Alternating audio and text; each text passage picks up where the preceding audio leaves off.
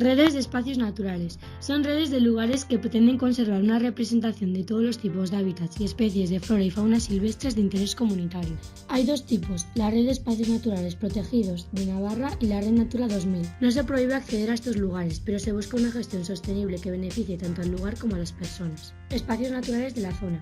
Reservas integrales. Son las más protegidas. Solo se puede acceder a ellas de forma autorizada, generalmente para proyectos científicos y divulgativos. Hay dos en la zona. Uquerdi. Es una zona cárstica de pino negro principalmente. En ella encontramos animales como el urogallo y la perdiz nival. Aztaparreta. Tiene formaciones de roca caliza. Son de interés comunitario los diversos pastos de montaña y bosques de Ayeda Betal. Destacan el pito negro, el pico borsiblanco y el oso. Reserva natural. Es un área protegida de importancia para la vida silvestre, flora y fauna que está protegida y manejada por el ser humano con fines de conservación, de investigación y educación. Lara. Es la mayor reserva natural que existe en Navarra y comprende una de las zonas cársticas más extensas de Europa. Incluye la Reserva Natural de Uquerdi. También es una cepa desde 1990.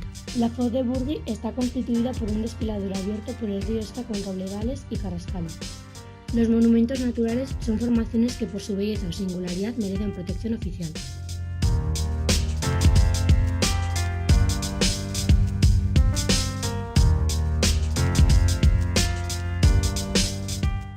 Hemos llegado a la conclusión que los espacios naturales son lugares de gran valor y atractivo, que todos y todas tenemos la obligación de proteger y mantener.